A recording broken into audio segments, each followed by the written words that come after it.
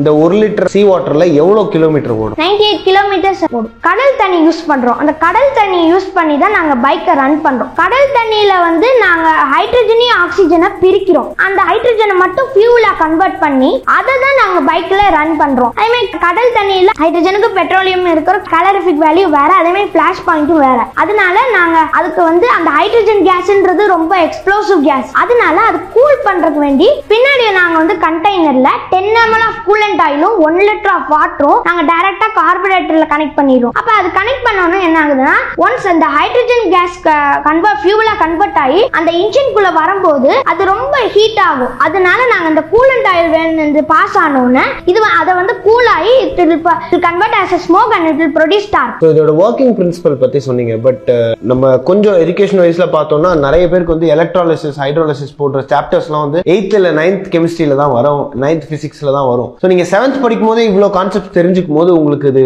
எப்படி இருந்தது and how interesting was it to convert it as like நீங்க படிச்சது அப்படியே ரியல் டைமா கன்வெர்ட் பண்றது எவ்வளவு இன்ட்ரெஸ்டிங்கா? 6th ஸ்டாண்டர்ட்ல நான் கொஞ்சமா எலக்ட்ராலிசிஸ் நான் படிச்சேன். இப்ப படிக்கும் போது எனக்கு அதுவும் மைண்ட்ல இருந்துச்சு. என்ன ஏஜ்ல இந்த பண்றேன்னு நான் இது இல்லை, ஆனா நான் இதை பண்ணிருட்டேன். இந்த எலக்ட்ராலிசிஸ் வச்சு நான் அந்த பைக்கை ரன் பண்ணேன். ஸோ இப்போ பெட்ரோல் வந்து ரொம்ப விலை நாளுக்கு நாள் அதிகமாயிட்டே போகுது. உங்களோட ப்ராஜெக்ட் வந்து பெட்ரோலுக்கு ஆல்டர்னேட்டா இருக்கும்னு உங்களால சொல்ல முடியுமா? அது ஒரு 70% சொல்ல முடியும். ஏன்னா நாங்கள் வந்து இப்போ ப்ரோட்டோடைப் தான் பண்ணியிருக்கோம். அந்த ப்ரோட்டோடைப்ல இருந்து வந்து நாங்கள் ஃபியூச்சர் ஹைப்ரிட் பைக்கையும் டிசைன் பண்ணியிருக்கோம். இப்போ தான் நான் பைக் வாங்கினேன், அந்த மாதிரி இப்போ நான் பைக் வாங்குறேன், புது பைக்கு தான் வாங்க முடியாது, அந்த மாதிரி சொல்கிறவங்களுக்கு நாங்கள் ப்ராடக்ட் அண்டர் ரிசர்ச்னு சொல்லி இன்ஜின்லேயே எல்லாமே கனெக்ஷன் பண்ணி நாங்கள் அந்த எலக்ட்ராலிசிஸ் கிட்டோட நாங்கள் வச்சுருக்கோம். அதுவும் நாங்கள் வந்து இது பண்ணுறோம். ஆனால் எங்களுக்கு வந்து நாங்கள் இன்னுமே ரிசர்ச் பண்ணி அதை வந்து கவர்மெண்ட் ஏற்றுக்கிட்டா நாங்கள் இதை பெட்ரோலியம் பதிலாக சீ வாட்டர் யூஸ் பண்ணலாம். இந்த 1 லிட்டர் சீ வாட்டர்ல எவ்வளவு கிலோமீட்டர் ஓடும்? 98 கிலோமீட்டர்ஸ் ஓடும். ஸோ 98 கிலோமீட்டர்ஸ் ஓடுற லெவலுக்கு இப்போ அதை ப்ரோட்டோடைப் பண்ணியிருக்கீங்க. அதை நீங்கள் டெஸ்ட் பண்ணி பார்த்தீங்களா?